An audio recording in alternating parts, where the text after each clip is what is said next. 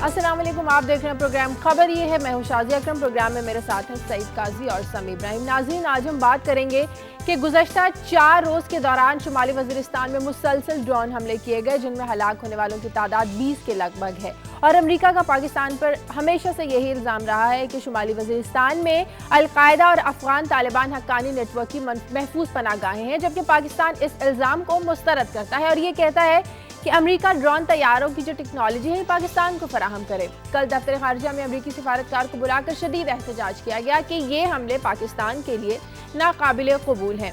सवाल यह है कि ऐसा एहतजाज तो हम पहले भी बहुत बार कर चुके, लेकिन ड्रोन हमले जारी हैं। तो क्या सलाला हमले के बाद पाकिस्तान ने जो नेटो सप्लाई बंद करके सख्त मौक़िफ़ इख्तियार किया था, क्या ऐसा मौक़िफ़ हम ड्रोन के लिए नहीं अपना सकते? आज हम इस पर बात करेंगे। सवाल हमारा आज का सुन लीजिए। सवाल हमारा एक और समाज के मसले से जुड़ा है, वो है मोहब्बत की शादी। कल चकवाल में एक जोड़े को कत्ल कर दिया गया लड़की के वालिदैन की जानिब से, क्योंकि उसने मोहब्बत की शादी की थी। सवाल भी हमारा आज हमारे इस मसले से जुड़ा है। सवाल हमारा यह है कि हमारे समाज में बाज़ लोग मोहब्बत की शादी को जुर्म क्यों समझते हैं? आप इस पर आज अपनी राय दीजिए, ईमेल कीजिए, टेलीफोन कॉल के जरिए या SMS के जरिए हमारे सवाल का जवाब दीजिए। इसके अलावा और बहुत सी खबरें हैं आज के दिन की अहम खबरें आपके साथ शेयर करने के लिए। सबसे पहले काजी साहब से पूछते हैं। जी काजी साहब। शाजिया, एक डेवलपमेंट तो ये हुई है कि एफेड्रिन केस में ANF ने असासे मुंजमद कर दिए हैं हनीफ अब्बासी साहब के, और जो साबिक़ हमारे वज़ीर सेहत थे, और अली मूसा गिलानी साहब। इसमें और लोगों के असासे भी मुंजमद हुए हैं। इस पर हम बात करेंगे, क्योंकि ये जो स्टोरी जो सामने आई है, इसका कुछ ना कुछ नतीजा ज़रूर निकलना चाहिए। इस पर मैं बात करूँगा। और फिर वही जो आपने बात की, जोड़े का कत्ल जो चकवाल में हुआ और जिससे आपका सवाल भी जुड़ा हुआ है, इस पर हम अपने नुमाइंदे को भी जो है इसमें उनसे भी बात करेंगे और तफसीलात लेंगे कि क्या तफसीलात। और फिर आखिर में शाजिया में बात करूँगा, सवात की एक रिपोर्ट आई है, सवात क्या था और क्या हो गया है, और फिर उस पर जो क़यामत गुजरी, ये जो मिलिट्री को करना पड़ा एक्शन। बज़ाहिर अब वहाँ बताया जाता है अमन व अमान है, मगर इस सारी ट्रामे से गुजरने के बाद वहाँ की आबादियों पे क्या गुजरी, वहाँ गुर्बत कितनी है, वहाँ से कितने लोग हिजरत करके जा चुके हैं। मगर ख़ास तौर पे हम इस एंगल से भी देखेंगे कि आज से 20-25 बरस कबल ये सवाल क्या था। ठीक है, समी साहब के पास चलते हैं। जी समी साहब। शाजिया, आपने इब्तदा में कहा कि गुज़श्ता चंद दिनों में ड्रोन्स में हमलों में बड़ा इजाफा हो गया, तो मेरी भी खबर पाक अमरीका ताल्लुकात से जुड़ी हुई है। हुसैन हक्कानी जो अमरीका में पाकिस्तान के साबिक सफ़ीर थे, उन्होंने एक ख़िताब किया है जिसमें उनका ये कहना है कि अब अमरीका और पाकिस्तान को एक दूसरे का इत्तेहादी बनने का जो ड्रामा है, इसको ख़त्म कर देना चाहिए, और ये जो एक डिसफंक्शनल रिलेशनशिप है, इसको फंक्शनल बनाने के लिए इस ऑप्शन पर देखना चाहिए कि दर हकीकत ये ताल्लुकात किन बुनियादों पर कायम रह सकते हैं। फिर जिक्र करेंगे। अभी तक काजी साहब तो कहते हैं कि आप छोड़ दें उसामा बिन लादेन को, लेकिन क्या करें, इलेक्शन का दौर है।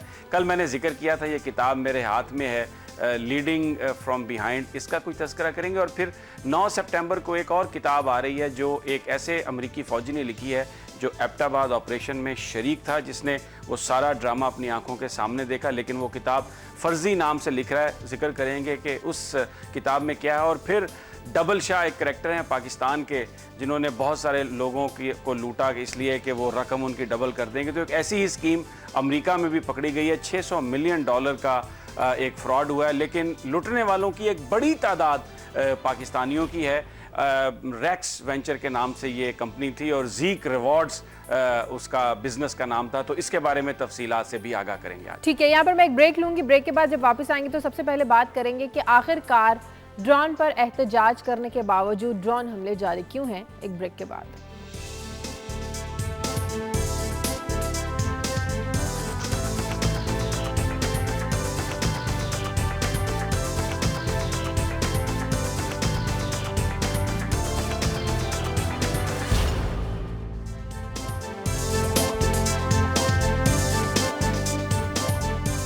ब्रेक के बाद खुशामदीद। कल पाकिस्तान ने अमरीकी सिफारतकार को दफ्तर खारजा बुलाकर ड्रोन हमलों पर शदीद एहतजाज किया और कहा कि पाकिस्तान के लिए ये हमले काबिल कबूल नहीं हैं। काजी साहब, इस तरह के एहतजाज हम बारहा कर चुके, कई बार कह चुके कि अमरीका हमें वो टेक्नोलॉजी फराहम करे कि अगर कहीं अस्करियत पसंद है, शिद्दत पसंद है, तो हम खुद उनको टारगेट करें, ताकि जो मासूम जाने हैं बेगुनाह वो ज़ाया ना हो। लेकिन इसके बावजूद हमले जारी हैं, तो ये एहतजाज का फिर समझते हैं बड़ा शेडी सा ये मामला रहा है। कोई कहते हैं एक टेस्ट अप्रूवल रही है हमारी रियासत और उसके नुमाइंदे नुमाइंदे उसका इनकार करते हैं।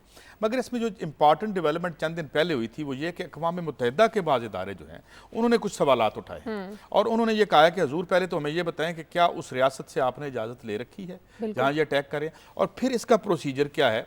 और फिर उन्होंने ये कहा कि आप इन जो भी इसमें जो जान जाती है इस टारगेट किलिंग में, ये टारगेट किलिंग है, तो इसमें उसकी इंडिपेंडेंट इंक्वायरी होनी चाहिए और अगर आप नहीं करते तो फिर हम करेंगे। और फिर साथ उन्होंने ये भी कहा है कि जी इस सिलसिले में हर जगह पे मुकदमे हैं। इसमें ख़ास तौर पे ये इसलिए भी सामने आया कि यमन में एक अटैक हुआ था जिसमें 3 यमनी नयाद अमरीकी जो हैं जो बेचारे को बैठे खाना खा रहे थे वो मारे गए। इस ड्रोन अटैक में बताया जा रहा है कि ईद की लोग जो हैं वो ईद पे वो कर रहे थे। तो बेसिकली कोई भी महज़ब इंसान, कोई भी महज़ब मुल्क इसको अप्रूव नहीं कर सकता। इस एक्स्ट्रा जुडिशियल किलिंग, या तो हम कहीं गारों के ज़माने में रह रहे हैं जब जुडिशरी, कानून, आइन, डेमोक्रेसी ये इसलिए हालो लगते हैं, ये इसलिए खोखले लगते हैं कि जैसे आप दुनिया की सबसे मजबूत डेमोक्रेसी कहते हैं वो दूसरे मुल्कों में जाके लोगों को कत्ल कर रहा है बगैर मुकदमे के। और ये हम तो खैर क्या करेंगे, हमारे कुरान क्या करेंगे। हम कह सकते हैं कि अमेरिका को पाकिस्तान पर एतबार नहीं है, जिस तरह वो कहता है कि यहाँ पर शुमाली वज़ीरिस्तान में हक्कानी नेटवर्क को पनाहगाहें दी गई हैं। अगर टेक्नोलॉजी हमें फराहम कर दी जाती है तो क्या अमेरिका को लगता है कि हम टारगेट नहीं करेंगे, हम उनके खिलाफ कार्रवाई नहीं करेंगे? सारा मामला है ना जो मैंने खबर दी है, आप इसको उस तनाजुर से देखें। बुनियादी तौर पर ये ट्रस्ट डेफिसिट है और अमेरिका इस वक्त उस खत्ते में जो भी पॉलिसी अपना रहा है वो इंडिया के इन्फ्लुएंस में बहुत ज़्यादा है। इंडियन अमेरिकन जो हैं उन्होंने बड़ा भरपूर किरदार अदा किया है। इस वक्त कांग्रेस में, स्टेट डिपार्टमेंट में, वाइट हाउस में, पेंटागन में, हर तरफ जो भी अमरीकी सियासतदान हैं, उनके स्टाफर्स, उनके एडवाइज़र्स, हमें इंडियंस अमेरिकन की एक बहुत बड़ी तादाद नज़र आती है। 2 तो अमेरिका में 50 अमेरिका की रियासतें हैं, 2 रियासतों के गवर्नर भी इंडियन अमेरिकन हैं। बल्कि 2016 का जो इलेक्शन है उसमें एक लुजियाना के जो गवर्नर हैं बॉबी जिंडाल, रिपब्लिकन पार्टी से उनका ताल्लुक है। ये आम तासुर है यहाँ पर कि वो रिपब्लिकन पार्टी की तरफ से प्रेसिडेंशियल उम्मीदवार होंगे। ये मैंने हिस्ट्री थोड़ी सी इसलिए बयान की है कि लोगों को ये समझ आ सके कि अमेरिका, पाकिस्तानी जो बार बार कहते हैं कि हम हर तरह की जंग लड़ रहे हैं, फ्रंट लाइन स्टेट हैं और पाकिस्तान ने कुर्बानियां भी बड़ी दी हैं, पाकिस्तान पर ट्रस्ट क्यों नहीं है? इसलिए ट्रस्ट हो नहीं सकता कि जो यहाँ पर पॉलिसी मेकर्स हैं उनके साथ जो लगे हुए हैं लोग, वो एक तो इंडियन है, दूसरा हमारे जो डिप्लोमेटिक यहाँ पर कोर है वो तो बिल्कुल सोई हुई है। हमारा जो एम्बेसी है वो कोई उसमें फाल उनका किरदार नहीं, वो सिर्फ कन्फाइन कर गए हैं। 2-4 जो पार्टियां अपने घरों में बैठ के करते हैं, रात के वक्त कुछ अपने दोस्तों को बुला लिया, जर्नलिस्टों को बुला लिया और फिर एक प्रेस रिलीज जारी कर दी, एंड दैट इज इट। तो वो जो एक लॉबिंग होनी चाहिए थी वो भी हमें नजर नहीं आती। इसमें मैं अपनी खबर का भी तज़किरा कर देता हूं, कायद साहब अगर आप इजाजत दें। हुसैन हक्कानी जो अमेरिका में पाकिस्तान के सफीर रहे, उन्होंने ये कहा कि ये जो दोनों ममालिक हम कहते हैं ना कि अलाइज हैं, ये एक फजूल सी बात है। बिल्कुल हम कोई अलाई वगैरह नहीं है, ये कहना बेसिकली ज्यादती है और एक दूसरे से तवक्कुआत ऐसी वाबस्ता की गई हैं जो दोनों ममालिक पूरी नहीं कर सकते।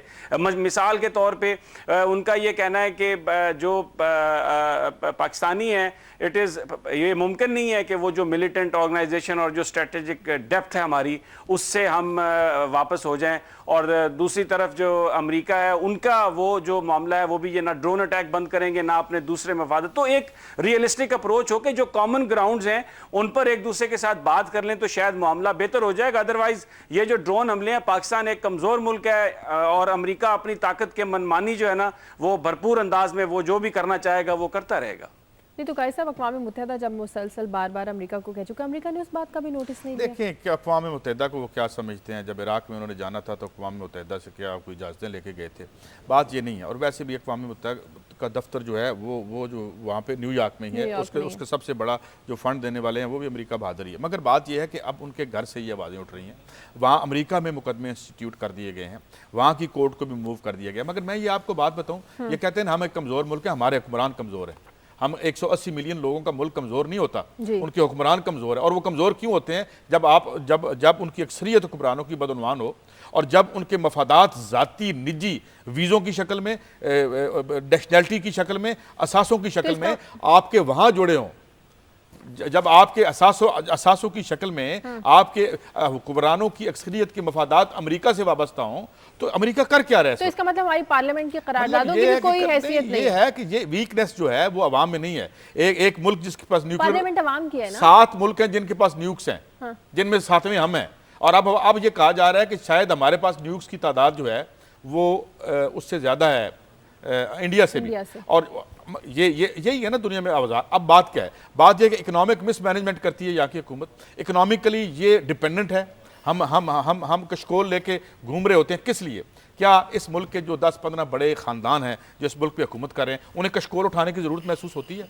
उनकी तो दौलत यूं नज़र आ रही है कि बिखरी हुई है जैसे हर तरफ समाज में और दुनिया में, और जो कौम है वो कशकोल लेके फिर रही है। तो ये वीक करते हैं, ये हुक्मरान वीक हैं, इसलिए हम मामला नहीं कर सकते। कॉलर ले लेते हैं, अमेरिका से कॉलर है। अच्छा, इसमें शाजिया, मैं एक, अगर मुझे आप इजाजत दें, एक बात, इसमें कुछ अर्सा पहले मुनीर अकरम साहब ने, जो बड़े एक वेटरन हमारे डिप्लोमेट भी हैं, उन्होंने एक आर्टिकल भी लिखा था जिसमें उन्होंने कहा था कि अगर ड्रोन हमले रोकने हैं पाकिस्तान ने, तो बहुत ज़रूरी है कि आपकी जो डिफेंस डॉक्ट्राइन है उसमें आप तब्दीली लेके आएँ, और जो हमारा जो न्यूक्लियर जो एसेट्स हैं वो शामिल करें कि अगर किसी ने भी एग्रेशन किया पाकिस्तान पर, किसी तरह का भी एग्रेशन हुआ, तो हम जो न्यूक्लियर हमारी कैपेबिलिटी है उसको इस्तेमाल करेंगे अपने डिफेंस के लिए। इससे ये मुराद नहीं है कि हम कोई एटम बम से हमला कर देंगे, लेकिन कम से कम दुनिया की तवज्जो हासिल होगी, और उसकी वजह से ये जो एक मामला यकतरफा तौर पर अभी चल रहा है, इसको रोकने में मदद मिलेगी। स्ट्रॉन्ग मैसेज आएगा। कॉलर ले लेते हैं अमेरिका से, अली। हेलो हेलो, अस्सलाम वालेकुम। जी वालेकुम सलाम जी, मैं अमेरिका से बोल रहा हूँ। बहुत अच्छा लगता है आप लोगों का प्रोग्राम, और काजी साहब और समी साहब की बातें बहुत अच्छी होती है। हम लोगों को इतनी दूर बैठे हुए अफसोस होता है, बहुत अच्छी नॉलेज मिलती है। हमें ये बताएं, रहमान मलिक साहब का दिमाग खराब है क्या? इनके पास कोई और हल नहीं है? और ये सदर साहब ने किस तरह के वजीर पाले हुए जिनको बोलने की भी तमीज नहीं है, और अब ड्रोन हमले वो बंद तो करवाते नहीं है अपने, तो ये सिम कार्ड बंद करवा रहे हैं लोगों के, और करोड़ों लोगों का नुकसान करवा रहे हैं। लोगों के रिश्तेदार होते हैं, लोगों को आसानियां होती हैं, और भी तो मसले का हल है क्या? हमारी ये ड्रोन हमले हो रहे हैं, हमारे मुल्क में लोग मर रहे हैं, कोई देखने वाला पूछने वाला नहीं। हमारी आर्मी की भी कोई ड्यूटी होनी चाहिए। हमारी आर्मी क्या कर रही है, कैनी साहब क्या कर रहे हैं? शुक्रिया आपका अली, बहुत शुक्रिया। कैसे जब से कल से हमने प्रीपेड सेंसर प्रोग्राम के बहुत रिएक्शन आ रहे हैं, लोग अभी तक टची हो रहे हैं, और अभी तक मैं देख रहा था ईमेल्स भी बहुत ज्यादा आई हैं। उसकी वजह यह है कि एक सस्ते राब्ते का जो जरिया है वो आप दूर से बैठे हुए अपने प्यारों से बात कर लेते हैं। ठीक है, तो ये पता नहीं क्या इन्होंने कल से ये सोचा छोड़ा, आज फिर उनका बयान आया हुआ है कि हम इस पर गौर कर रहे हैं और करेंगे, और ये शायद वो करके भी छोड़े। और जिस तरह वो लोग कह रहे थे कि भाई क्या इसमें वेस्टेड इंटरेस्ट का भी कोई सिलसिला तो नहीं है, जैसे समी साहब ने भी कमेंट किया और एक साहब ने कॉल भी की, तो अभी तक मैं देख रहा हूँ कि जैसे कल के प्रोग्राम का स्पिल ओवर अभी तक आ रहा है। तो कल डॉक्टर कदीर से भी मेरी बात हुई। अच्छा, मैं यहाँ पर सिर्फ ये कहूँगा शाजिया, समी साहब मैं बात शेयर कर लूँ, तो डॉक्टर साहब कह रहे थे कि रहमान मलिक साहब को मैं मशवरा देना चाहता हूँ कि प्रीपेड सिम्स ना बंद करें, शाम 6 बजे से लेकर अगले दिन सुबह 6 बजे तक कर्फ्यू नाफिज कर दें, तो आपकी दहशतगर्दी का जो मसला वो कम हो जाएगा। खुद आप कुछ कर नहीं सकते, तो आवाम को मुश्किलात देनी है तो आप ऐसे ही दे दें। जी समी साहब। अच्छा, ये जो शाजिया जो कॉलर ने बात की है ना, बिल्कुल ये बड़ा इनका सही कमेंट था कि हर आदमी वही कर सकता है जो उसकी औकात हो। रहमान मलिक साहब की औकात इतनी है कि वो प्रीपेड सिम्स बंद कर सकते हैं। उन्होंने कहा जी मैं वो बंद कर दूंगा, लेकिन वो जो ड्रोन हमले हैं वो मेरा ख्याल है उनके बस की बात नहीं है। बिल्कुल सही कहा आपने। एक कॉलर है न्यूयॉर्क से, Mrs Chaudhary. Hello hello hello hello, अस्सलाम वालेकुम। हाँ जी, वालेकुम अस्सलाम जी। जी बात मुझे ये कहना है कि ये जो आप टीवी पे प्रोग्राम दे रहे हैं ड्रोन हमलों के बारे में, कि हमारे उन्होंने वज़ारत ख़ारजा ने एहतजाज किया है अमेरिकन सफारत खाने को उनको बुलाकर उनके अहलकार को। बात ये है कि जब हम अंदर से खुद ही मिले हुए हों, कहते हैं ना घर का भेदी लंका ढाए, ठीक है जी। हम लोगों की ये प्लानिंग है, हम ऊपर से लेपा पोती करते हैं, अवाम को बेवकूफ़ बनाने की कोशिश करते हैं कि हम इनके बारे में एहतजाज करते हैं। खुद हम लोगों ने सारी तरह की अंदर से हमने उनसे डील की हुई होती है। हमारे जब सर झुके हुए हैं, हम में अना नहीं है, खुददारी नहीं है, तो हम ये कैसे एहतजाज करते हैं? ये क्यों बेवकूफ़ बना रहे हैं अवाम को? ठीक है, शुक्रिया मिसेस चौधरी आपका। देखिए ये क्राइसिस, देखिए बात यह है कि खुददारी कौम की है। हम देख चुके हैं मुख्तलिफ ओकेजन्स पे उस जो शिवलरी जो अवाम में होती है वो हमें नज़र आती है, लेकिन जब हम ये देखते हैं कि हुक्मरान जो है मुसल्लत आलमी तौर पे भी किए जाते हैं। देखिए यहाँ पे क्यों मैंडेट्स जो हैं वो चुराए जाते हैं। हम ईद पे प्रोग्राम कर रहे थे और नाजी साहब ने क्या कमाल की बात की थी, ये इलेक्शन तो लेबॉर्ट्री में होते हैं, जिसको मर्जी है वोट डालने, होना वही है जो उन्होंने करना है। और अब उन्होंने उम्मीद जाहिर की क्योंकि 3.5 करोड़ जो वोटर आ गए हैं नए, और जो शायद खुदा करे कि ये ऐसे हो जाए। तो बात ये है कि पीपल्स विल जो नहीं करती जब रिफ्लेक्ट आपकी लीडरशिप में, तो फिर लीडरशिप वही करती है जो उनको ला रहे होते हैं। एक कॉलर है लाहौर से, मोहम्मद फैसल। हेलो वालेकुम जी। जी अस्सलाम वालेकुम जी फैसल। ये में से एक क्वेश्चन था कि जो पाक आर्मी के हवाले से बात करते हैं कि हम जो 6-7 लाख आर्मी जो अवाम हम पाल रहे हैं और ये जो न्यूक्लियर भी हमारे पास है और उन सब चीज़ों के बावजूद ड्रोन अटैक्स होते हैं, ठीक। मेरा क्वेश्चन ये है कि हमारे जितने रिटायर्ड जनरल्स हैं वो जाके अमेरिका में नौकरियां करते हैं, उनके थिंक टैंक्स में बैठे हुए हैं, ठीक है। जब ये मुझे बताएं, जब इन लोगों ने मेरे पास आके अमेरिका के पास जाके नौकरियां करनी है तो उसके अगेंस्ट ये कुछ कर सकते हैं? ये मुझे समी साहब से भी और सईद काजी साहब से भी कमेंट चाहिए। शुक्रिया बहुत जी। समी साहब पहले आप जवाब दे दें। देखिए, ये इन्होंने बड़ी खूबसूरत बात कही है। मैं तो इस बात का तज़किरा बार बार कर चुका हूँ कि जिस वक्त सलाला चेक पोस्ट पर हमला हुआ था तो उसके बाद हमने ये खबरें सुनी थी कि जनरल कियानी साहब ने ये ऑर्डर कर दिया है कि किसी किस्म का भी हमला हो, बस अब ये भी ज़रूरत नहीं है वहाँ पर जो डिप्यूटेड लोग हैं जो हमारी फोर्सेस के कि कोई ऑर्डर आए ऊपर से, बस वो अगर देखें किसी चीज़ को तो गिरा दें। अब हमारे जो एयर चीफ हैं वो ये कह चुके हैं कि हमारे पास ये कैपेबिलिटी है, अगर आप हमें कहेंगे तो हम गिरा देंगे। तो मुझे समझ में नहीं आती कि जब एक हमारे पास कैपेबिलिटी भी है, पार्लियामेंट करारदाद भी पास कर चुकी है, तो फिर अगर एक आध ड्रोन गिरा भी दिया जाए तो उससे क्या वो हो जाएगा? कम से कम अमेरिका को एक मैसेज तो जाएगा कि इस कौम में भी कुछ खुददारी है, इस कौम में भी कोई अपनी इज्जत नफ्स है, या कम से कम जो मुनीर अकरम साहब ने कहा कि आप ये अपनी डॉक्ट्राइन बनाएं और पूरी दुनिया को बता दें कि अगर आपने हमारी तरफ एग्रेशन किया किसी तरह का भी तो ये जो हमारे न्यूक्लियर एसेट्स हैं हम इस कैपेबिलिटी को यूज करेंगे, जवाब देंगे। हम तो ये कहने के लिए तैयार नहीं है। एक समी साहब, मैं आपको कंट्रास्ट की बात कर लेता हूँ। खबर हम दे नहीं सके, बात हो नहीं सकी। राफेल क्रोया एक्वाडोर एक मुल्क है, $61 बिलियन की इसकी टोटल जीडीपी है, तेल है इसके पास, हथियार वगैरह ज़्यादा नहीं है, एटम बम का तो सवाल ही पैदा नहीं होता। उसने खड़े होकर जुलियन असांज को जो है वो दे दी है और पूरा लैटिन अमेरिका उसके पीछे हो गया। तो ये हिम्मत जुर्रत की बात है समी साहब, ये हिम्मत और जुर्रत की भी बात है। लेकिन जब आप में ना हो, इखलाकी जुर्रत ही ना हो, बावजूद इखलाकी जुर्रत जब तब आती है जब आप ज़ाती तौर पे इंटेग्रिटी हो, आपकी शफाफ हो, आपकी ज़िंदगी, आपकी इर्द गिर्द और आपकी तारीख ज़ाती जो है, तो फिर आप बात कर सकते हैं, मामला कर सकते हैं। मेरे एक कॉलर है लाहौर से मराना। नहीं, मैं यहाँ पर मुझे एक नहीं शाजिया एक सेकंड, मुझे यहाँ पर ये बात करना। काजी साहब ने हिम्मत की बात की। देखें, हमारे लीडर्स में हिम्मत थी। जुल्फकार अली भुट्टो फांसी चढ़ गया, एटमी प्रोग्राम रोल बैक नहीं किया। फिर उसके बाद मियां नवाज शरीफ साहब को बहुत लालच दिया गया, बड़ी उनको कॉलें की गई। मेरा उनका बहुत पॉलिसियों पर इख्तलाफ भी है, लेकिन इस मामले पर उन्होंने बिल्कुल अमेरिका का प्रेशर नहीं कबूल किया। और पाकिस्तान ने जो एटमी धमाके किए, ये इस बात का सबूत है कि हमारे लीडरों में जान है। बस अब ये है कि वो एक मामला मुझे याद आता है कि जब रेमंड डेविस का इशू था तो मुल्क से बाहर चले गए थे, तशरीफ ले गए थे। हर वाकया जो है आपने यहाँ पे धमाका, वो अगर मिलिट्री एस्टेब्लिशमेंट जो है उसकी मर्जी ना होती तो ये नहीं हो सकता था। ये कहानियां और आप तो हर ये जुर्रत कर लेते हैं, ये जुर्रत क्यों नहीं करते? रोज हमारे पास देखें 54 हमले किए थे बुश ने, इन्होंने 250-300 हमले कर दिए। ये जो जिन्हें कहते हैं कि हमारी तरह स्याह फार्म बुश है, उन्हें कहते हैं स्याह फार्म बुश, उन्होंने कर दिए। तो ये हमारा तहफ़्फ़ुज़ भी नहीं कर सकते। मुल्क में रोज धमाके हो रहे हैं, उससे हमारा तहफ़्फ़ुज़ नहीं कर सकते। यहाँ ये कंपनियां और कार्टल्स रोज हमें चरागाह की तरह इस्तेमाल करती हैं, उससे हमें लीडर हमारे नहीं बचा सकते। तो हजूर फिर मैं कैसे गुनगाऊं? समी साहब मुझे कॉलर लेने दे लाहौर से। नहीं, आप गुन्नी गाएं, लेकिन आप तो फौरी तौर पे कोई भी बात हो आप उसका क्रेडिट फॉरेन फौजी एस्टेब्लिशमेंट को देना चाहते हैं। उस वक्त प्राइम मिनिस्टर नवाज शरीफ थे। वो हमले वो जो सारे ब्लास्ट हुए, जो धमाके पाकिस्तान ने किए, वो वजीर आजम इलेक्टेड वजीर आजम पाकिस्तान का Nawaz Sharif, credit goes to him. ये आप उनसे क्रेडिट नहीं छीन सकते। बिल्कुल हिम्मत थी, लेकिन आपकी पार्लियामेंट में हिम्मत कहां गई? किधर गई हिम्मत? रेमंड डेविस को छोड़ दिया, पंजाब हुकूमत इधर ही थी, क्या हुआ? नहीं, रेमंड डेविस देखकर फिर ज्यादती कर रहे हैं। रेमंड डेविस के रिश्तेदारों ने, जिन्होंने कत्ल किया था रेमंड डेविस ने, जिनको उनके रिश्तेदारों ने पैसे वसूल किए, वो जो दिए और कसास है वो किया उन्होंने, जिसकी कानून में ये ज्यादती कर रहे हैं किया उनको, उधर वो पैसा जिधर गया नहीं, आपके कानून में गुंजाइश है। लाहौर से कॉलर, भाई आपके कानून में गुंजाइश है, आपके कानून में गुंजाइश है। ये कॉलर, हेलो, अस्सलाम वालेकुम। वालेकुम सलाम जी। जी शाजिया, समी साहब और काजी साहब, आपको सलाम।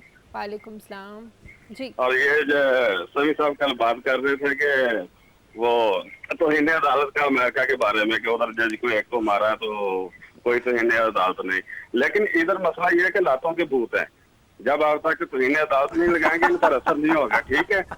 नंबर 1। नंबर 2, अदालत ने कहा कि वज़ीर आज़म साहब करप्ट हैं जो अभी मौजूदा है, आपने पकड़ के वज़ीर आज़म बना दिया। अभी अदालत तौहीन अदालत ना लगाए तो क्या लगाए? ठीक है, शुक्रिया। जवाब दें समी साहब। नहीं, ये बात जो है ना उनकी कि लातों के भूत बातों से नहीं मानते, ये तो सही बात है, ये बात तो सही है। लेकिन मैं फिर अर्ज करूंगा कि हमें दुनिया में जो एग्जाम्पल्स हैं उनको देख के ही अपना निज़ाम बनाना है। मेरा सिर्फ कहने का मकसद ये था कि बिल्कुल ये नहीं था कि तौहीन अदालत होनी चाहिए। पाकिस्तान की सुप्रीम कोर्ट आला अदालत है, उसकी सैंक्टिटी बरकरार रखनी चाहिए। मैं तो सिर्फ ये अर्ज कर रहा था कि सिर्फ तौहीन अदालत ही पाकिस्तान का मसला नहीं है, बेरोजगारी और बहुत सारे मसाइल हैं, उसको भी अगर उसी तरीके से अवाम हो रही है तौहीन अवाम, तो जी मैं सिर्फ ये अर्ज कर रहा था कि जो तौहीन अवाम है उसको भी आप इतनी अहमियत दे दें।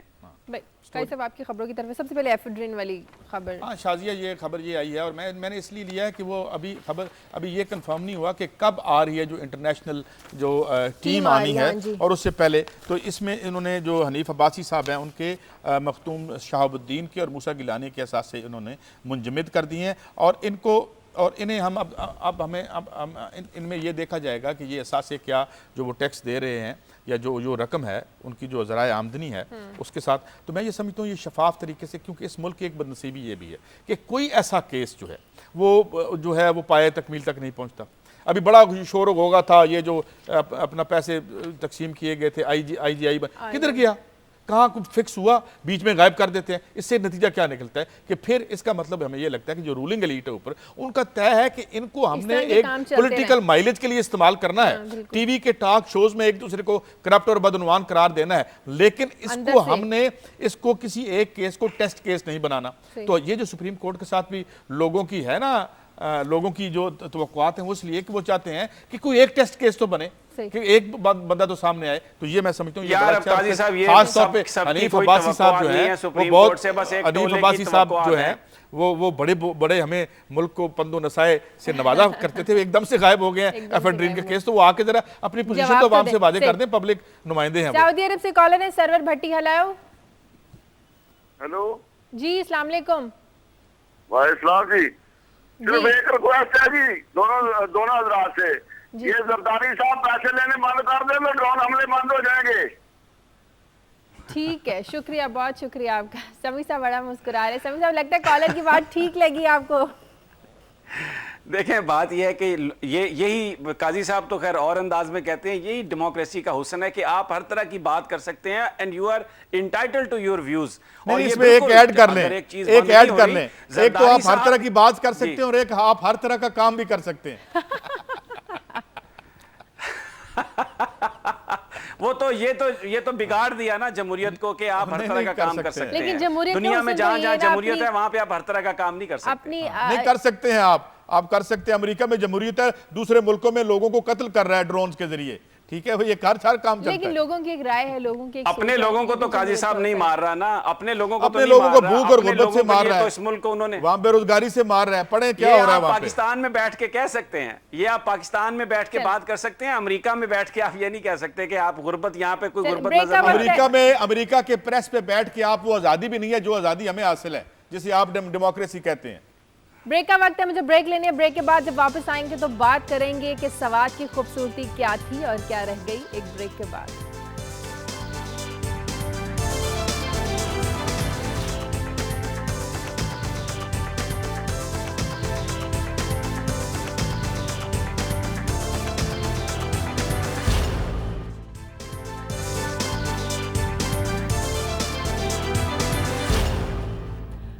ब्रेक के बाद खुशामदीद हम बात करेंगे कि सवाद फौजी ऑपरेशन से पहले क्या था, क्या खूबसूरती थी वहाँ की, और सयाह किस तरह वहाँ पर उमड़ कर आते थे और वहाँ के लोगों के कारोबार किस तरह से चमकते थे। बेशक फौजी ऑपरेशन के बाद वहाँ पर अमन व अमान तो बहाल हो गया, लेकिन वहाँ की खूबसूरती पर किस तरह दाग लगे काई साहब, वो अभी तक खूबसूरती वैसी बहाल नहीं हो सकी। शाजिया, बहुत सी खूबसूरतियों को हमने खो दिया है। ये मैं ये नहीं कहूँगा कि इस फौजी एक्शन के बाद ये हुआ, ज़ाहिर है इसने भी कंट्रीब्यूट किया उसकी बर्बादी में। से पहले सूफी मोहम्मद साहब और न जाने क्या क्या किस का सवाद बन गया था।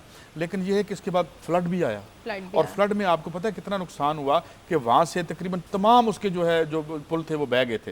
ये तकरीबन 2,65,000 आबादी का इलाका और इंतहाई खूबसूरत इलाका है। इसके बारे में मैं ये भी बताता चलूँ कि एक स्विट्ज़रलैंड की आई थी यहाँ पे 2 में एक टूरिस्ट, तो उन्होंने कहा था कि ये जगह तो मेरे मुल्क से ज़्यादा खूबसूरत है, मगर फ़र्क ये है कि वहाँ गुल खान नहीं है। तो वो गुल खान कौन था? जो उसके साथ एक आर्म्ड एक गार्ड था।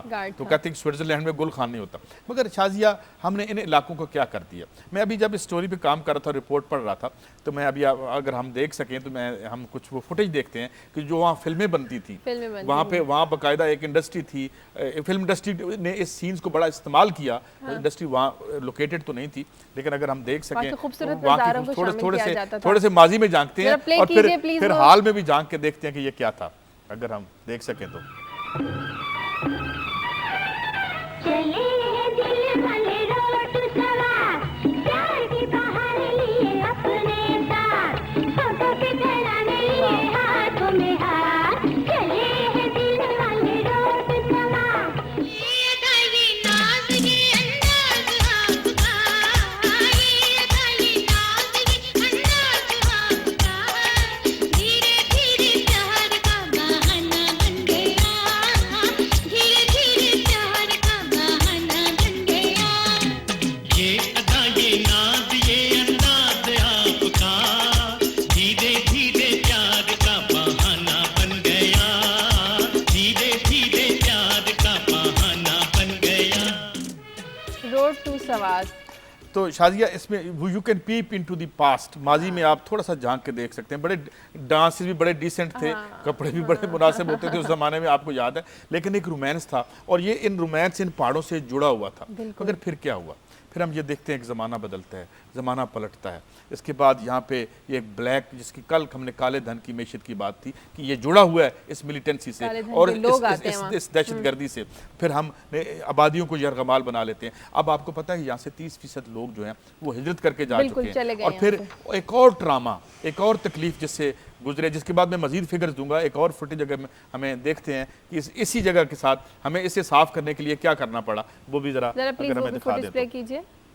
ये देखिए, वो अभी आप देख रही थी, वो जो गीत था, वो गाना जो था, इन्हीं जगहों पर इन्हीं नज़ारों को इस्तेमाल किया जाता था। लेकिन ये वो मनाजिर है जब दहशतगर्दी ने यहाँ पर जन्म लिया, लाखों लोगों की यहाँ पर जानें ज़ाया हुई, लोगों के घर तबाह हुए, लोगों की ज़िंदगियाँ तबाह हुई।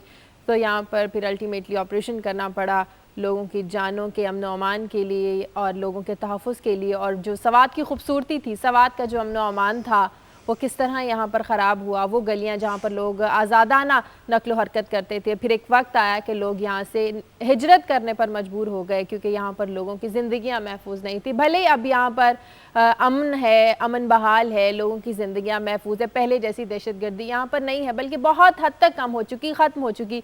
लेकिन जो लोगों में एक डर था, खौफ था का सब, वो अभी तक बरकरार है वहाँ के लोगों में। शाजिया, इसकी जो मईशत पे जो बुरा असर पड़ा, मसलन मैं आपके साथ फिगर देता हूँ। इस वक्त मामला ये है कि यहाँ हमसे जरा मेरे ख्याल में इसको पहले स्टोरी को यानी कर लें, तो उसके बाद कॉल भी आ रही है। पहले कॉलर लेना चाह रही हूँ। फैसलाबाद से कॉलर है उमर। हेलो हेलो, मुझे लगता है कॉल कट गई। अच्छा शाजी, आप देखेंगे यहाँ गुर्बत दूसरे हमारे इलाकों की निस्बत 82% है गुर्बत। यहाँ पे मर्दों में लिटरेसी रेट 12% रह गया है, औरतों में लिटरेसी रेट 2% रह गया है। यहाँ पे चूंकि अब टूरिस्ट जाना बंद हो गए हैं, तो इसकी जो रही सही मैशत थी वो भी ताराज और ख़त्म होकर रह गई है। इसलिए लोग यहाँ से, इसके अपने लोग जो हैं, ख़ासकर जो नॉर्थ के लोग थे, वो वहाँ से हिजरत कर गए हैं। फिर इसमें इंफ्रास्ट्रक्चर भी नहीं रहा। अब बात क्या हुई?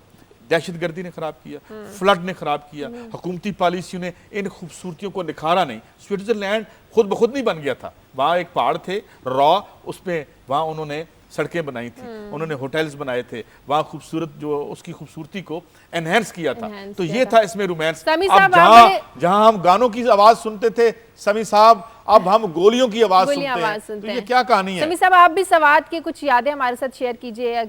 सवात आप कभी गए, कब देखा आपने सवात, और बाद में जब सवात था उसके बाद आप कभी वहाँ पर गए? शाजिया, सवात तो ज़माने तालिब इल्मी में कई दफ़ा मैं गया और बड़ा खूबसूरत वो जगह थी। लेकिन मैं ये जो अभी आप बात कर रहे थे कि वहाँ पर हमने ये कुछ कर दिया, मुझे आप ये बताएं जो बाकी पाकिस्तान है जिसमें कराची है, लाहौर है, मुल्तान है, सक्खर है, फैसलाबाद है, क्वेटा है, वहाँ हमने क्या किया? वो तो चलें, ये इलाका तो डायरेक्टली दहशत गर्दों के आ गया कब्जे में और उन्होंने इसमें कर दिया, खराबी कर दी। वो इलाके जो हमारी एडमिनिस्ट्रेशन के कब्जे में है, वहां पर ना ये भत्ता रोक सके, वहां पर ना ये बिजली की लोड शेडिंग खत्म कर सके, कुछ नहीं कर सके। इन्होंने बनाया क्या है आप देखें, ये कलेक्टिव में बात कर रहा हूं। पिछले 65 साल से जब से ये पाकिस्तान मारिज़ वजूद में आया, मुझे बताएं कि क्या आहिस्ता आहिस्ता हमने डिक्लाइन ही देखा है? कुछ 80s के बाद ये डिक्लाइन बहुत तेजी से आ गया, उससे पहले भी डिक्लाइन था। वो डिक्लाइन ही था, वो एहसास महरूमी थी जिसकी वजह से मशरकी पाकिस्तान बांग्लादेश बन गया, जो सबसे बड़ा हमारा जो डायलेमा हुआ। कोई तरक्की वरक्की नहीं थी। बहुत सारे लोग बात करते हैं काजी साहब भी, आमरों के दौर में ये हो गया, सड़कें बन गई, ये हो गया।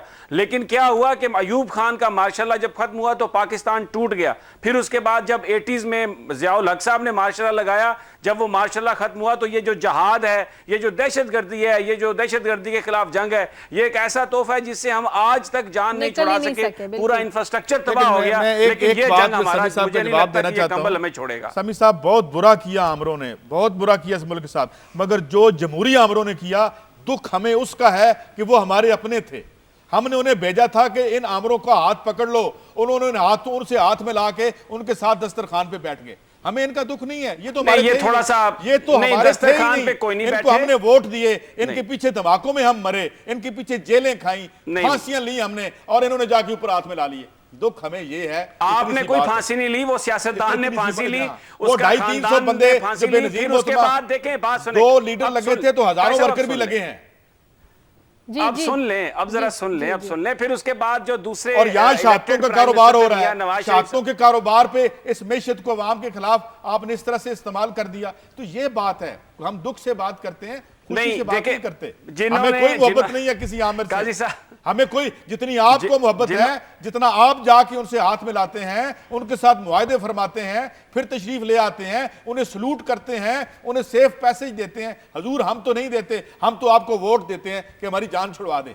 जी समी साहब, एक तो आप खफा हो जाते हैं, बात भी नहीं करने देते। अगर आप इजाजत दें तो मैं सिर्फ एक दो सेंटेंस बोलूंगा कि जिन लोगों ने कुर्बानियां दी, जिन खानदानों ने कुर्बानियां दी, शरीफ खानदान ने कुर्बानी दी इस मुल्क में जमहूरियत के लिए, भुट्टो खानदान ने दी कुर्बानी इस मुल्क में जमहूरियत के लिए, और बहुत सारे सैकड़ों हजारों जिन वर्कर्स का आप जिक्र कर रहे हैं, गरीब लोगों ने सड़कों पर आके जिन्होंने लाठियां खाई, जिन्होंने गोलियां खाई, बहुत लोगों ने कुर्बानियां दी, और सारी कुर्बानियां का साहब वो जमहूरियत के लिए ही थी।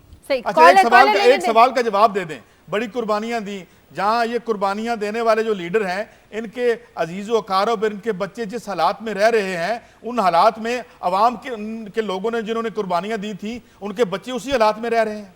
नहीं, यही तो बस यही तो अलमिया हुआ पाकिस्तान के साथ। यही वारदात हुई है, तो हम रो रहे हैं। अलमिया नहीं हुआ, ये अवाम के साथ वारदात हुई है।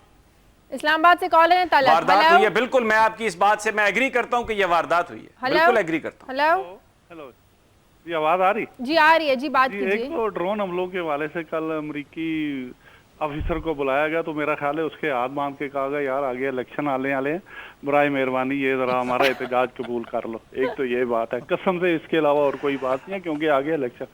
दूसरी जो सिम वाली बात है, जो सिम वो कह रहे हैं कि हम खत्म करेंगे, असल में जाते जाते ये हमें और हमारे कपड़े उतारना चाहते हैं। अब वो सिम जो है ना, जो पोस्ट पे, वो 5,000 से 10,000 रुपये में बिकेगी, और रहमान मलिक साहब वो पैसे सारे वसूल करके जाएंगे, आप देख लीजिएगा, अगर इसके अलावा कोई और बात। बस यही मुझे क्या। ठीक है, बहुत शुक्रिया तलत, आपका बहुत शुक्रिया। आपका खबरों की तरफ आते हैं। चकवाल की जो खबर के टाइम में, अगर अभी समी साहब ने कोई खबर देनी है, समी साहब पहले आप वो जरा अपनी वो जो अखबार किताब आपने दिखाई थी, उस किताब में जो लिखा है वो जरा वो शेयर जी। कायसा शाजिया, एक तो ये किताब है, कल भी मैंने इसका तज़किरा किया था, कल गालबन इसका नाम मैं गलत बोल गया था। ये है लीडिंग फ्रॉम बिहाइंड। ये एक वॉल स्ट्रीट के साबिक रिपोर्टर हैं, न्यूयॉर्क टाइम्स में भी काम किया, रिचर्ड मेंटर। उन्होंने पूरी इसमें ओबामा की लीडरशिप पे बात की है, लेकिन एक चैप्टर पूरा उन्होंने इसमें लिखा है कि उसामा बिन लादेन को मारा किस तरह गया। लेकिन इससे पहले मैं ये बता दूं कि एक किताब और आ रही है जो 11 सितंबर को रिलीज़ हो रही है 9/11 की मुनासबत से, और ये एबटाबाद ऑपरेशन में शरीक एक फ़ौजी ने लिखी है किताब, लेकिन उसने अपना नाम नहीं इस्तेमाल किया। फर्जी नाम से वो लिखी और पूरा जो ड्रामा हुआ उसमें वो उसने लिखा। कुछ डिटेल्स इसकी आई हैं, इस किताब में भी कुछ डिटेल्स हैं, लेकिन एक बात जो कल भी हमने कही थी वो ये थी कि ये अब जो इसका जो तफसीलात सामने आ रही हैं उसमें तो ये है कि जो पाकिस्तान की इंटर सर्विसेज इंटेलिजेंस है बेसिकली ये उन्हीं की लीड थी, ये उन्हीं की तरफ से इंफॉर्मेशन दी गई जिसकी बुनियाद पर उसामा बिन लादेन को पकड़ा गया। और इस किताब के मुताबिक गालिबन जो पाकिस्तान की अस्करी क़यादत है इनको भी कोई 4-5 महीने पहले ये बता दिया गया था कि कोई एक ऑपरेशन होगा, ये एग्जैक्ट लोकेशन तो नहीं बताई गई थी। और फिर एक जो इंटरेस्टिंग इसमें बात आई है शाजिया वो ये थी कि एक बाकायदा ये प्लान किया गया था कि एक कवर स्टोरी दी जाएगी, यानी एक झूठी स्टोरी भी रिलीज की जाएगी जिसमें यह कहा जाएगा कि उसामा बिन लादेन एक ड्रोन अटैक में मारे गए। लेकिन क्योंकि एबटाबाद में एक हेलीकॉप्टर जो था अमेरिका का वो क्रैश हो गया था जिसकी वजह से ये सारी स्टोरी तब्दील हुई और गालिबन क्योंकि बड़ी जल्दी से ये स्टोरी तब्दील हुई तो फिर जो पहला हमें इंफॉर्मेशन व्हाइट हाउस से मिल रही थी वो भी वो एक्यूरेट नहीं थी क्योंकि ऑफिशियल्स को कुछ और ब्रीफ किया गया था और बताया कुछ और जा रहा था। इसका मतलब सच्ची बातें इन किताबों में सामने आएंगी। सच्ची बात नहीं, मैं तो ये कहता हूं कि ये भी मुझे नहीं यकीन कि इन किताबों में सच्ची बातें आ रही, क्योंकि ये किताब जब मैंने पूरी गौर से पढ़ी है तो इसमें बेसिकली ये कहना कि पाकिस्तान की मिलिट्री को उसामा बिन लादेन के ऑपरेशन के बारे में इल्म था और सारा लीड उन्होंने दी, ये बुनियादी तौर पर जो एक हमारा जो स्टांस है कि ये एक मलाइन करने की कोशिश की जा रही है इस तरीके से इनडायरेक्टली कि पाकिस्तान की फौज जो थी वो अमेरिका के साथ शरीक थी हर मामले में, और ये जो मलबा सारा है ये सियासतदानों पर डालने की कोशिश की जा रही है। दर हकीकत फौज जो थी वो इसमें सारी की सारी शामिल थी, तो ये एक एंगल इसका हो सकता है। अच्छा, मैं इससे पहले कॉलर की तरफ जाएं, समी साहब ये तो हमें रोज़ वो बताते हैं उसे कैसे मारा गया, मौसूफ फौत हो गए हैं, यानी अगले जहान में अल्लाह ताला अब उनसे हिसाब हो रहा होगा। ये जो अवाम को मार रहे हैं इस पर कोई किताब नहीं आती और हमें ये लगता है कि उसामा बिन लादेन को वो जिंदा रखे हुए हैं। उसकी वजह यह है कि अपने अवाम के पास, उनके पास भी उसामा को बेचने के सिवा कुछ नहीं है। अभी ये रीसेंट फिगर्स आए हैं कि उनके यहाँ जो जॉबलेसनेस क्लेम्स हैं वो बढ़ गए हैं, वो नौकरियां नहीं दे सकते, रोजगार नहीं दे सकते। तो क्या हम ये समझने में हक बजानब हैं कि 2 नंबर दहशतगर्दी की जो जंग है इसको बेचने के सिवा अमेरिकन रूलिंग क्लास के पास भी अब कुछ नहीं रहा अपने अवाम के लिए?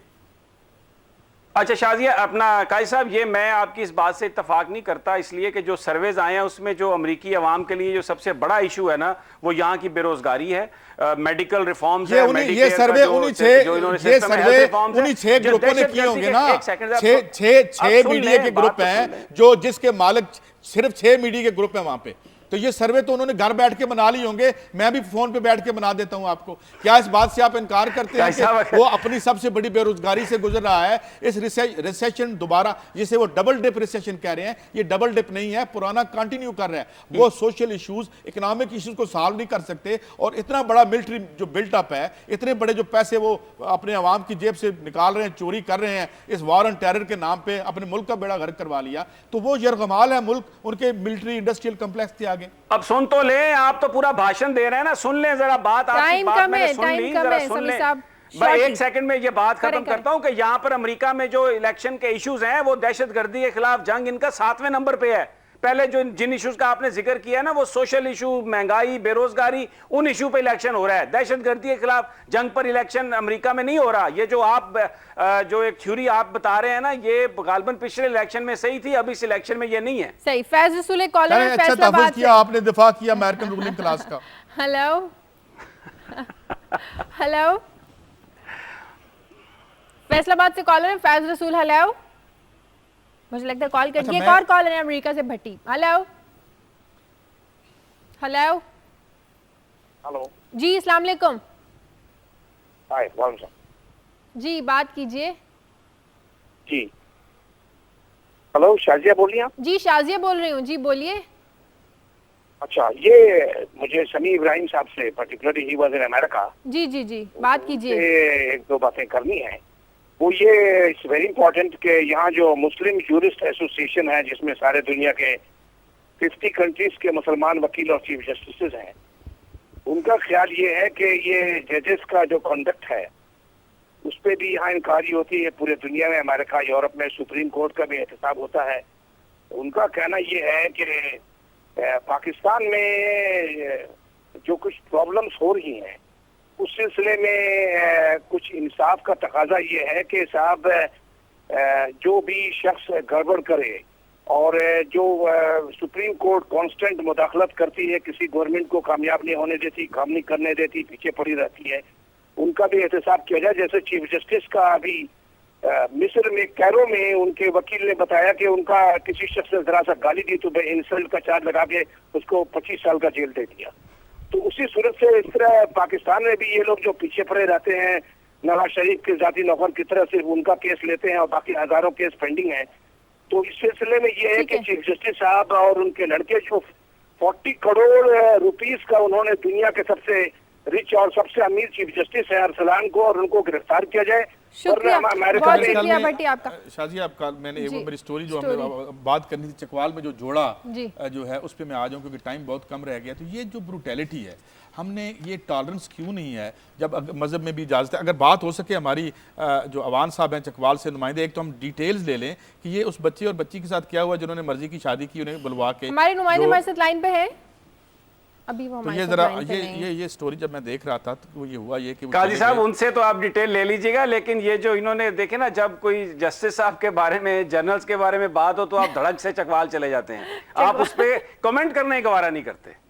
मैं कमेंट कर देता हूं, अगर अरसलान इफ्तिखार साहब ने करप्शन किया है तो he should be taken to task. हजूर नहीं, बड़ी मेरे पसंद के जालिम नहीं है, आपके पसंद के जालिम हैं। आप तो ढाल लेके प्रेसिडेंसी के सामने खड़े हैं। हजूर अगर प्रेसिडेंसी में चोरी हुई है तो वहां भी पकड़े, सुप्रीम कोर्ट में चोरी हुई है तो वहां भी पकड़े। हम किसी का साथ नहीं देंगे, इंसाफ मांगते हैं हम अवाम के लिए। ये आपका ख्याल है कि मैं किसी को डिफेंड कर रहा हूं, मैं नहीं डिफेंड कर रहा, आप डिफेंड फरमाते हैं और आमरीत को जमहूरियत मनवाने पे तुले हुए हैं हमसे। माशी जबर और माशी आमरीत को जमहूरियत का लेबल लगा के देखें चकवाल वाले नुमाइंदे से राब्ता हुआ या नहीं। मैं तो बस इतना कह रहा हूं हजूर कि आप तलवार आप ढाल लेके खड़े ना हो जाया करें, मैं किसी के आगे ढाल लेके नहीं खड़ा। समी साहब आप कोई कमेंट तो नहीं करने को रहेगा? मैं कोई ढाल नहीं ली, मैंने तो सिर्फ ये अर्ज किया कि वो बात अवान साहब हमारे साथ हैं, नुमाइंदे आगे भी आप जवाब दे दें। चकवाल से नुमाइंदे आगे। ठीक है। अवान, बहुत अफसोसनाक वाकया चकवाल का, एक जोड़े ने पसंद की शादी की। वाकया क्या हुआ कि लड़की के वालिदैन ने उन्हें घर बुलाया और घर बुलाकर उन पर फायरिंग की। जरा इस वाकये को हमारे साथ शेयर कीजिए। अवान, आवाज आ रही है? मुझे लगता है अवान को आवाज नहीं जा रही। हेलो, लाइन ड्रॉप हो। बहरहाल शाजिया हम आते हैं इस सोशल इश्यूज की तरफ। ये तो चोरियां होती रहेंगी, चोरियों की हम तहफ़्फ़ुज़ भी करते रहेंगे। अच्छा, मैं ये बात कर रहा हूँ कि ये सोसाइटी जी क्या कह रहे हैं? जी समी साहब, नहीं, मैं ये सिर्फ एक बात ये कह रहा था कि वो जो एक डबल शाह पकड़ा गया ना पाकिस्तान में, तो इसी तरह का एक वाकया अमेरिका में भी हुआ। जाते जाते ये बता दूं कि वो $600 मिलियन का फ्रॉड हुआ। नॉर्थ कैरोलिना की एक कंपनी थी। अच्छा। और वो जी का रिवार्ड्स के नाम से, उसमें शाजी असल बात ये है कि बहुत सारे पाकिस्तानियों की इन्वेस्टमेंट थी जो अमेरिका में रहते हैं और जो पाकिस्तान में भी रहते हैं पाकिस्तानी। अच्छा। उन्होंने, क्योंकि इंटरनेट पे वो एक पेनी ऑक्शन टाइप वो कंपनी थी जिसमें उसमें असल प्रॉफिट नहीं आ रहा था, जो लोग नए पैसे जमा कराते थे वो पहलों को वो दिए जा रहे थे। तो अचानक वो वेबसाइट बंद हो गई। तो अब उन्होंने, जो सिक्योरिटी एक्सचेंज कमीशन है, उन्होंने कहा है कि $600 मिलियन का फ्रॉड हुआ है। तो मैं सिर्फ ये कहना चाह रहा था कि ये डबल शाह दुनिया के हर हिस्से में पाया जाता है। सही। सभी साहब हमारे साथ हमारे नुमाइंदे लाइन पर आ गए। यूनुस अवान, वो चकवाल वाला वाकया शेयर कीजिए जो पसंद के जोड़े ने पसंद की शादी की, फिर घर वालों ने घर बुलाया, उन पर फायरिंग कर दी, उन्हें कत्ल किया। ये वाकया इस तरह है कि थाना डुडियाल है, उसका एक गांव है डोरे, वहाँ पे एक लड़की थी 19 साल सलमा। उसने उनका ही नौकर था, शादीशुदा था, उसके 4 बच्चे थे, उसके साथ उसकी अलेक्स लेके और वो दोनों घर से भागे और उन्होंने निकाह कर लिया। तकरीबन 1.5 माह पहले की बात है। और उसके घर वाले पीछे लगे रहे और फिर आखिर में उन्होंने सुलह सफाई के लिए उनको घर बुलाया और परसों बुलाया और कल रात को उन्होंने गोलियां मार के दोनों को वहां। इसका मतलब धोखे से घर बुलाया, पहले से इरादा था मारने का? जी। तो ये मारने वाले कौन थे? लड़की के जो वालिदैन थे उन्होंने मारा या ये कौन लोग थे? लड़की के वालिद, भाई और वो शामिल थे और उन्होंने बाकायदा एक प्लान बनाया हुआ था और उसके मुताबिक उन्होंने FIR जो थी उस लड़की की जो पहली बीवी थी उससे करवाई है और खुद जो है वो गिरफ्तारी दे दी है और पिस्तौल वगैरह दे दी है। वो उन्होंने अपना कन्फेशन भी कर लिया है। जी, बहुत शुक्रिया यूनुस अवान आपका। बड़े अफसोसनाक वाक़यात हैं और ये जो इस तरह से एक टॉलरेंस नहीं है और हम जो लॉ है उसका रिकॉर्ड, लॉ का रिकॉर्ड शाजिया कल आपको भी हम लगता है कि मार देना अपने गुस्से को कम कर सकता है? अगर किसी ने पसंद की शादी कर ली तो घर वाले उसे ना मिलें, आप उसको ना मिले, अलग उसे कर उसके दें, हाल पे छोड़ दें, उसकी उम्र 21 साल हो गई है, लेट हिम एंड हर सफर और एंजॉय देयर लाइव्स। बिल्कुल, आपका इस्लाम इजाजत देता है अगर पसंद की शादी की, पेरेंट्स ने नहीं मिलना तो ना मिले, लेकिन मेरा नहीं ख्याल कि इस तरह किसी की जिंदगी लेना जो नहीं है, लेनी चाहिए। हालांकि अफसोसनाक वाकया है कि इस तरह से ये बच्चियों को भी सोचना चाहिए कि जो इस तरह से शादीशुदा लोगों के साथ अपने माँ बाप की इज्जत का ख्याल करना चाहिए। बिल्कुल, लेकिन इस तरह के वाकयात नहीं आने चाहिए। अगर पसंद की शादी कर भी ली है तो माँ बाप को इस तरह नहीं करना चाहिए, और दूसरी जानिब बच्चों को भी अपने माँ बाप की इज्जत का ख्याल रखना चाहिए। समी साहब कोई कमेंट करना चाहेंगे? मैं क्लोजिंग कर रही हूँ। बड़ा अफसोसनाक है शाजिया ये वाकया, लेकिन एक बात ये जो है इसमें बेसिकली ये अब कुछ चीज़ें जो कल्चर से लोग जुड़े हुए हैं ये वो इस तरह की वारदात करते हैं। अब उन्होंने खुद गिरफ्तारियां भी दी, उन्हें पता था, उन्हें मौत का डर नहीं था, उन्होंने ये काम कर दिया। तो ये जो एजुकेशन का जो असल मकसद था वो ये है कि इंसान के अंदर तब्दीली आए। हमारे यहाँ वो चीज़ नहीं हो रही, लोग अभी तक अगरचे वो तालीम याफ्ता भी हैं तो भी अपने कल्चर से जुड़े हुए हैं, जो बहुत अफसोसनाक है। जब आप तालीम के लिए पैसे नहीं रखेंगे तो फिर इस तरह ही होगा। बहुत शुक्रिया काई साहब आपका, समी साहब आपका। प्रोग्राम का वक्त खत्म हो गया, फीडबैक दीजिए। खबर@duniatv.tv पर इजाजत दीजिए। अल्लाह हाफ़िज़।